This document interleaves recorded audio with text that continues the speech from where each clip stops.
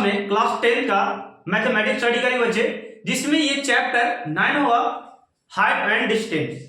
मेरे प्यारे बच्चे, हम लोग आज एक्सरसाइज लगाने वाले हैं 9.1 और ये 9.1 का सेकंड वीडियो होगा, यानी कि सेकंड पार्ट होगा, जिसमें हम लोग प्रश्न नंबर 3 से करने वाले हैं। मेरे प्यारे बच्चे, आप लोग बिल्कुल मत डरिएगा ऐसे प्रश्न से, इतने बड़े कितने भी लंबे चौड़े हो, तो आपको केवल अपनी हिम्मत और हौसले से काम लेना है कि क्वेश्चन को किस तरीके से डील किया जाता है। तो इसके लिए आप डील करने के लिए आपको बेसिक कंसेप्ट, फॉर्मूले, थ्योरी जो भी क्लासेस होती है ये सबको आपको आना चाहिए।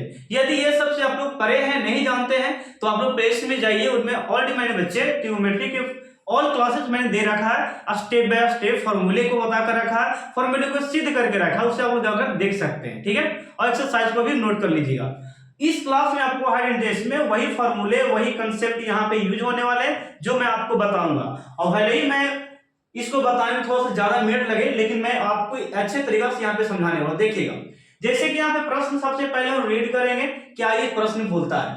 जैसे कि पहले बच्चे देखिएगा, एक ठेकेदार, ठेकेदार तो आप लोग समझते हैं ना, जो कोई चीज बनाने के लिए, घर मकान या कोई वस्तु को बनाने के लिए पैसे ठेके लेता है, उससे हम लोग ठेकेदार कहते हैं। अब यहाँ पे ठेकेदार क्या किया है, एक ठेकेदार बच्चों को खेलने के लिए एक पार्क में 2 फिसल पट्टी बनाना चाहती है। यानी कि प्यारे बच्चे, पार्क है, एक पार्क है जिसमें 2 फिसल पट्टी यानी कि ससरने वाला, आप लोग देखे होंगे स्कूल में या पार्क में देखे होंगे, उस तरीका बनाया जाता है। मैं आपको फिगर पार्क बता दूंगा। ठीक है, तो 2 फिसल पट्टी बनाना चाहती है, जो पार्क में 2 बनना है। ठीक है, पार्क, एक पार्क के लिए 2 फिसल पट्टी चाहिए ससरने वाला।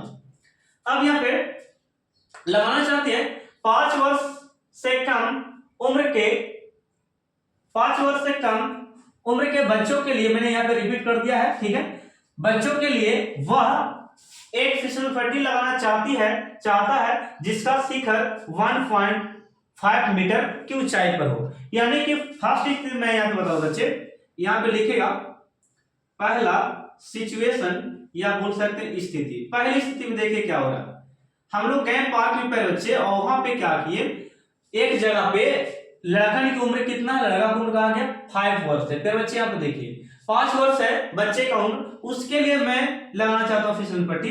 देखिए इस प्रकार, ये इसका ऊंचाई पे बच्चे, इसका ऊंचाई है 1.5 मीटर है। ये ऊंचाई वाला हमको फिसल पट्टी इस प्रकार बनाना है, ढालूंगा इस प्रकार। ठीक है, तो ये 1.5 मीटर का हो गया। और फिर बच्चे यहाँ पे देखिए, यहाँ पे देखिएगा, ये फिसल पट्टी की हाइट को देख लिए, जो कम उम्र के बच्चों के लिए, 5 वर्ष से कम उम्र के बच्चों के लिए है। ये आप लोग देख चुके हैं, इसको एबीसीडी मैंने नाम दे दिया।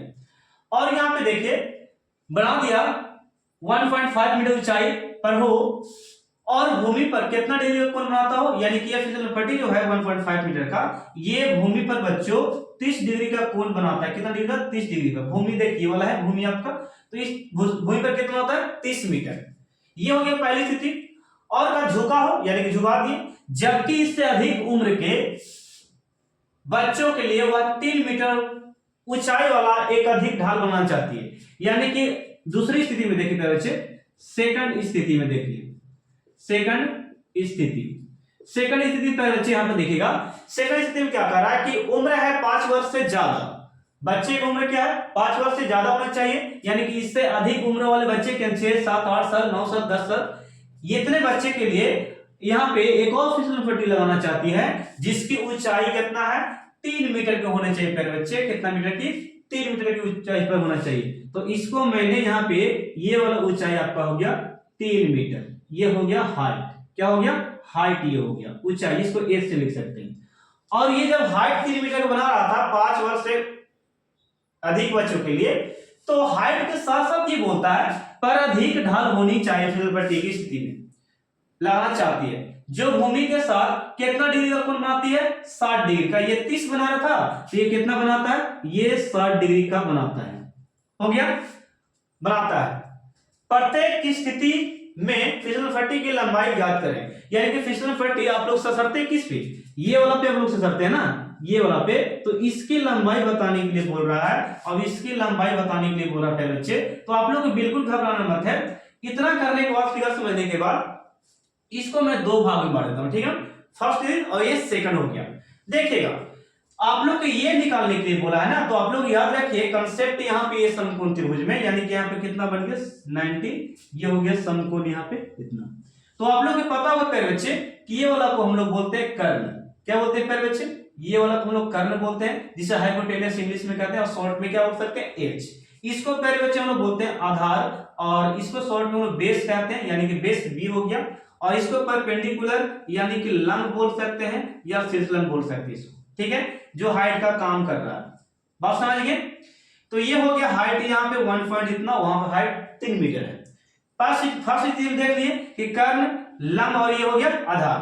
तो प्यारे बच्चों एक कंसेप्ट और ध्यान दीजिए कि थीटा के सामने वाला हमेशा लंब होता है, यानी कि परपेंडिकुलर होता है, यानी कि पी होता है। क्या होता है? पी। यानी कि थीटा तुम्हारा ये है 30 डिग्री का, तो इसके सामने वाला भुजा देखो ये है, इसके सामने भुजा ये है, तो ये हमेशा क्या होगा आपका? पी, यानी कि हाइट तो है लेकिन पी इसको बोलेंगे, क्या बोलेंगे? परपेंडिकुलर। देखो मैं यहाँ पे ले लेता हूँ, ये परपेंडिकुलर है यानी कि पी। पी मेरा कितना दे चुका है? 1.5 मीटर, ठीक है। एच तो ऊंचाई हम लोग बोलते हैं ना, लेकिन परपेंडिकुलर ये वाला को बोलते हैं लंब, ठीक है। तो ये इसके सामने का भुजा को परपेंडिकुलर बोलेंगे, थीटा के सामने वाला को याद रखिएगा। थीटा के सामने का जो हो रहा है उसको हम लंब बोलते हैं, अर्थात बोलते हैं परपेंडिकुलर। और ये वाला हो गया आपका आधार। तो आपसे पूछा जा रहा है कि ये फिसलन पट्टी की लंबाई कितना होगा? ये जो सर रहा है बच्चा ना, इसका लंबाई कितना होगा? तो पहले बच्चों घबराना नहीं है, ये पी बोल सकते, ये पी है, यहाँ पे ये पी है, और ये वाला एच हम लोग बोलते हैं, हाइपोटेनस को एच बोलते हैं ना। तो P बटा H फॉर्मूला किस में होता है आप लोग खुद से जान सकते हैं। P बटा H साइन का होता है, किसका होता है? साइन का। तो आप लोग यहाँ फॉर्मूला लगा सकते हैं, देखिए मैं लगा देता हूं, यहाँ पे देखो लगा देता हूं, त्रिभुज लिखता हूं, त्रिभुज A B C में, इसमें चल दिए पहले बच्चे, और P और H में रिलेशन है, ये निकालने के लिए बोलता है, साइन का फॉर्मूला होता है। तो लिखिएगा साइन 30 डिग्री, कितना लिखिए 30 डिग्री बराबर P बटा H। प्यारे बच्चे यहाँ पे साइन का मान लिख सकते हैं, साइन का मान होता है प्यारे बच्चों, मान सारणी में आप लोग जाकर देख सकते हैं 1/2 होता है, और P का वैल्यू कितना 1.5 दिया है, तो यहाँ पे लिखिएगा 1.5, और बट्टा में H का वैल्यू आप ये लिख सकते हैं AC, ये AC फिसलन पट्टी हो गया, तो लिखेंगे इसको AC। इसको सही से मैं लिख देता हूं, 1.5 मीटर ऊपर है और नीचे में AC है, हो गया। यहां पर से प्यारे बच्चे तिरछा तिरछी गुना करते हैं, AC में 1 से करेंगे तो यहाँ प्यारे बच्चे AC आएगा, और ये वाला इसमें गुना करेंगे 2 में से, 1.5 कितना होगा 3, तो इसको 3 मीटर आ गया। यानी कि ये फिसलन पट्टी की जो लंबाई निकल गया, ऊंचाई लंबाई निकल गया, ये निकल गया आपका 3 मीटर। कितना मीटर निकल गया? 3 मीटर। ओके, तो ये हो गया पहला का आंसर, फिसलन पट्टी की लंबाई। क्या पूछ रहा था? लंबाई निकालने के लिए। तो पहला स्थिति आप लोग देख ली।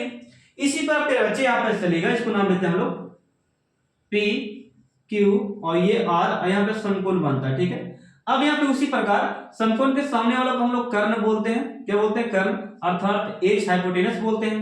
और ये थीटा के सामने वाला हमेशा लंब होता है, यानी कि P होता है, और ये नीचे वाला आधार हो जाएगा, ठीक है। तो आपसे पूछा क्या कि फिर ये वाला फिसलन पट्टी की जो लंबाई है ये वाला पता करना है। तो रिलेशन समझिएगा, P दिया है P 3 मीटर और H P बटा H, यानी P बटा H या H बटा P फॉर्मूला लगा लो किसी तरीका का। तो यहाँ पे P बटा H बच्चे, P बटा H किसका होता है? P बटा H साइन का होता है। तो हम लोग चलेंगे त्रिभुज PQR में, प्यारे बच्चे PQR में चल दिए, इसमें PQR में चल दिए, तो लगाएंगे साइन 60 डिग्री। देखिए 60 डिग्री है, साइन 60 डिग्री बराबर क्या होता है फॉर्मूला? P बटा H, ये फॉर्मूला है लंब बटे कर्ण, लंब बटे कर्ण है ये फॉर्मूला। साइन 60 का मान होता है √3/2, और P का वैल्यू कितना दिया है 3 मीटर, और H कितना दिया? H को आप PR मान सकते हैं, तो ये हो गया PR। देखिए ये PR है H, ठीक है, तो ये PR मान लिए, गुना कीजिएगा, ये वाला इसमें गुना कीजिएगा, तीसरा तिरछी वाला इससे गुना कीजिएगा। तो क्या बच्चे यहाँ पे √3PR इसको में गुना करने से आ गया, ठीक है, और द्वितीय कितना हो गया 6। अब यहाँ पे ये गुना में जो है भागा में चला जाएगा, आप लोग जानते हैं। तो यहाँ PR बराबर 6 और बट्टे में √3, इसको परिमेयकरण कर सकते हैं। परिमेयकरण 9 में पढ़े होंगे कि हरों का परिमेयकरण जब होता है तो ये जो हर है ना, अंश ऊपर में और हर नीचे में, ये वाला को आप बोलिएगा अंश, क्या बोलिएगा? ये वाला को अंश बोलना है, और नीचे वाला क्या बोलना है? हर। तो 9 क्लास में हम पढ़ेंगे हरों का परिमेयकरण। तो परिमेयकरण में ये वाला ऊपर नीचे गुना होता है, तो हम हरों का परिमेयकरण करेंगे यहाँ पे साथ में। तो √3 ऊपर में और √3 नीचे में, ये हो गया हरों का परिमेयकरण। इसको लिखेंगे परिमेयकरण से,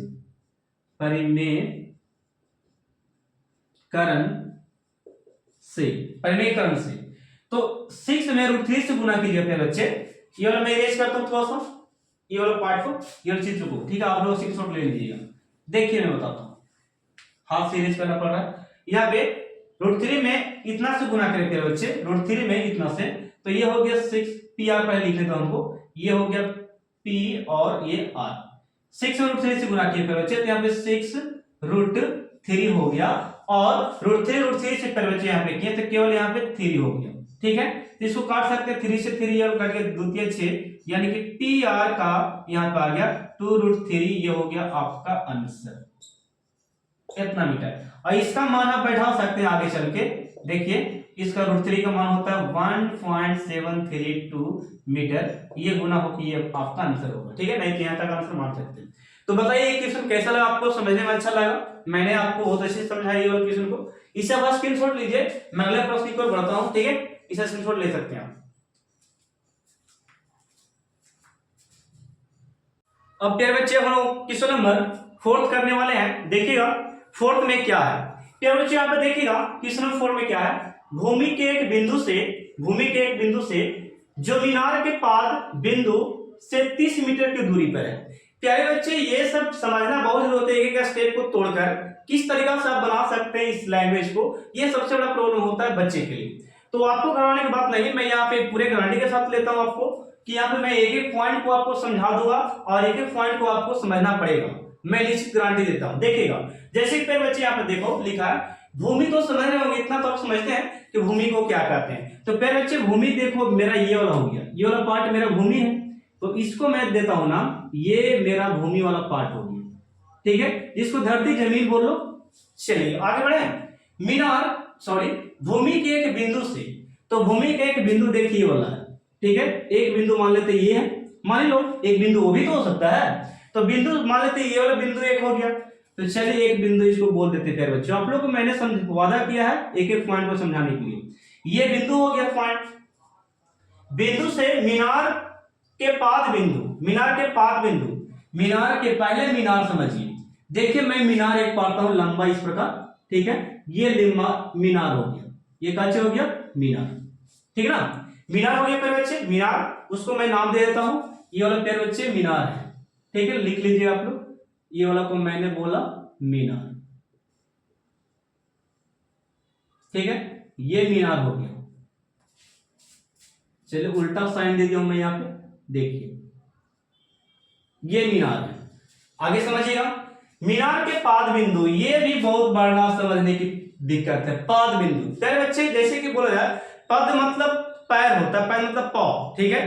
तो अभी समझ जाइए कि पाद मतलब नीचे वाला हिस्सा को बोला जा रहा, पद बिंदु को बोला जा रहा। यानी कि मीनार जब ये वाला लंबा खड़ा है तो पद यानी कि पैर कहां पे होगा, पैर ये वाला होगा, पैर देखो ये होगा, तो ये वाला पॉइंट को हम लोग बोलेंगे पाद बिंदु। एक एक पॉइंट को मैं समझा दूंगा, देखिएगा पाद बिंदु प्यारे बच्चे, पाद बिंदु, ठीक है। चलिए पाद बिंदु से 30 मीटर की दूरी पर, ये पाद बिंदु देख रहे हैं, पाद बिंदु से 30 मीटर की दूरी पर है। यानी कि यहाँ पे पाद बिंदु जो है ना, यहाँ पर देखिए ये जो है यहाँ पे मीनार जो है, यहाँ से बिंदु से, ये बिंदु से देखिएगा एक बिंदु देखो ये वाला है, एक बिंदु से जो मीनार के पाद है, वो जो मीनार की वाला पाद है प्यारे बच्चे समझना, ये बिंदु जो है मीनार के पाद जो बिंदु है, जो मीनार है इसका पाद बिंदु जो है, ई वाला जो दिया है ये 30 मीटर है प्यारे बच्चे। कितना दिया? 30 मीटर। बात समझ गए? यानी कि बिंदु से और मीनार के पाद बिंदु से मीटर जो कितना दिया है 30 मीटर प्यारे बच्चे। यहां तक हो गया। मीनार शिखर उन्नयन कोण शिखर से उन्नयन कोण 30 डिग्री है।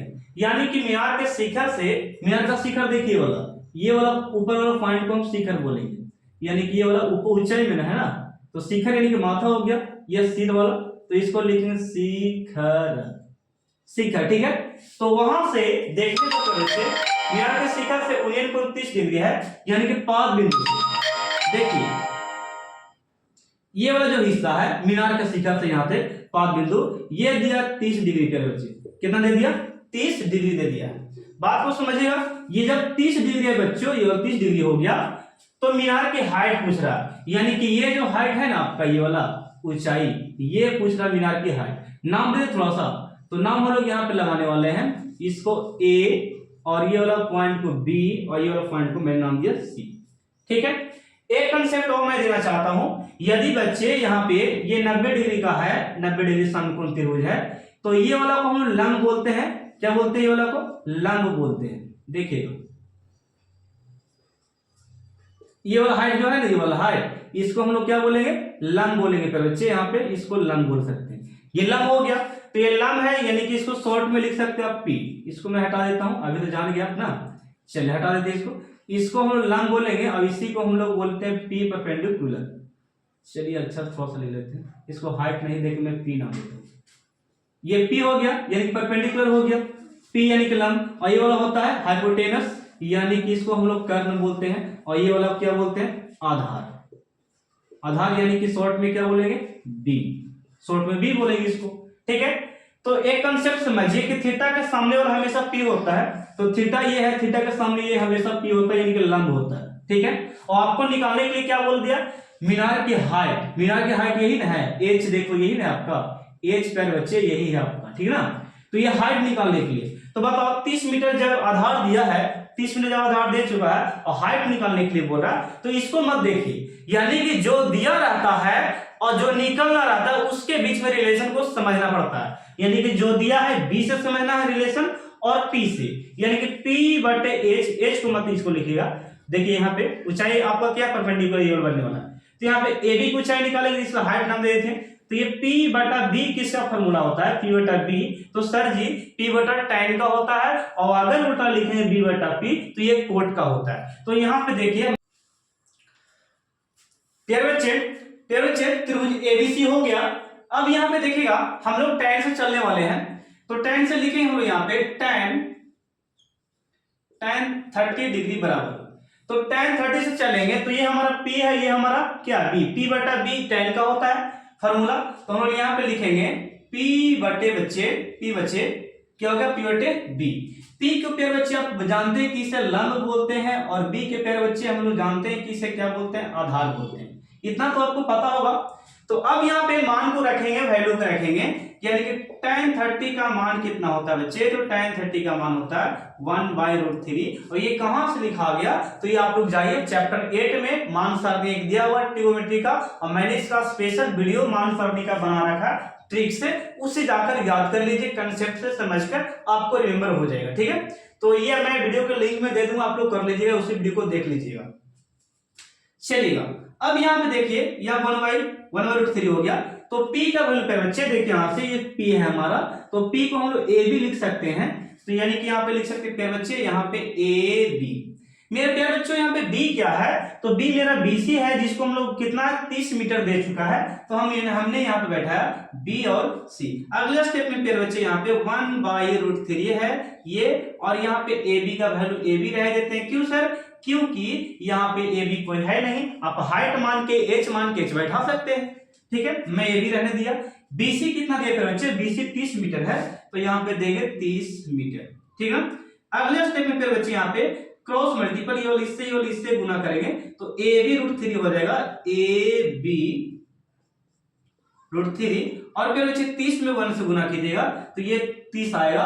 अगले स्टेप पे बहुत अच्छे से हम लोग करने वाले हैं कि AB सर जी AB बराबर AB, और क्या लिखेंगे बच्चे? ये √3 गुना में जो है ना, ये वाला गुना हमेशा कहाँ जाता है? बट्टे में, यानी कि प्यारे बच्चों यहाँ पे 30 ऊपर में होगा और √3 कहाँ पे होगा प्यारे बच्चों? √3 नीचे होगा। मेरे प्यारे बच्चे आप लोग को सिखाए होंगे या सीखे होंगे 9th क्लास में, आप लोग कहीं भी पढ़े होंगे, तो परिमेयकरण जानते होंगे।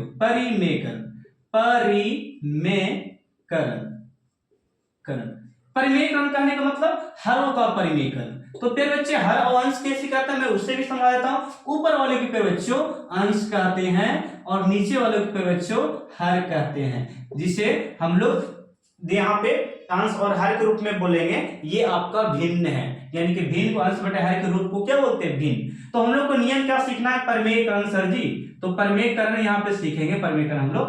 तो हर का परमेयकरण किसका, हरों का परमेयकरण, मैंने यहाँ पे लिखा था मिटा दिया, हरों का परमेयकरण। तो हर ये वाला है, तो हर का परमेयकरण करने पर बच्चे तो ये √3 ऊपर में गुना हो जाएगा और √3 नीचे में, ये हो गया हरों का परमेयकरण। कुछ भी नीचे हो तो ऊपर नीचे गुना हो जाता है, ठीक है ना। और एक बात और डिटेल में अगर जानना चाहते परमेयकरण के बारे में तो मुझे कमेंट कर देना, हर एक वीडियो में मैं यहाँ पे परमेयकरण का टॉपिक बता दूंगा, समझा दूंगा, क्लास 9 का। देखिए ए बी हो गया फिर बच्चे, यहाँ पे ए बी हो गया और 30 में √3 से गुना कीजिएगा तो फिर बच्चे 30 √3 हो गया, और यहाँ पे √3 से गुना कीजिए फिर बच्चों तो यहाँ पे केवल आएगा 3। क्यों सर, एक नियम आप लोग पढ़े होंगे कि सर √7 में गुना √7 से करते हैं तो 7 होता है, √5 में गुना √5 से करते हैं तो ये हो गया, सॉरी √5 में √5 से करते हैं तो केवल 5 हो गया, और √2 में करते हैं √2 से तो ये हो गया 2। तो यानी कि √3 में √3 से गुना किए थे बच्चे तो कितना आ गया 3। काट सकते इसको 10 या 30, यानी कि फिर बच्चे ए बी का मान आ गया आपका 10√3, कितना है 10√3 मीटर। ये हो गया आंसर। नहीं तो इसके और आगे भी आंसर बना सकते हैं, इससे कोई दिक्कत नहीं आपको। 10 गुने 1.7√3 का मान होता है, यानी कि 1.732 होता है किसका, √2 के मान। यहाँ पर लिख दो, √3 का वैल्यू कितना होता है 1.732, इतना मिनिमम लेते हैं, ठीक ना। चलिए इसको गुना कीजिएगा तो आपको अच्छा खासा आंसर आएगा जो आपके बुक से मिलता है, ठीक है। इसे गुना कर लेना और पॉइंट में आंसर हो जाएगा, नहीं तो यहीं तक आपका आंसर हो सकता है। तो इतना बस रहे थे मेरे बच्चे। कम से कम पहला प्रश्न में मुझे 11 मिनट लग गया समझाने में, इसमें 7-8 मिनट लग गया होगा। तो मैं बस इस वीडियो को यहीं तक रहता हूँ, क्वेश्चन नंबर 4 तक ही। क्वेश्चन नंबर 5 में आपको पार्ट 3 वीडियो में बताया जाएगा, ये पार्ट 2 यहीं तक रहने देते हैं हम लोग। तो इसे स्क्रीनशॉट लीजिए और प्रैक्टिस कीजिए, ठीक है। क्वेश्चन बताया गया ना उसे समझिए और समझकर आप बनाइए अनदर बुक में, गाइड में, बीवीडी में, जितने भी गाइड है उससे बनाइए बच्चे, ठीक है। तब आपको जाके मजबूत ये होगा प्रोसेस आपका प्रैक्टिस, ठीक है। इसे स्क्रीनशॉट ले सकते हैं।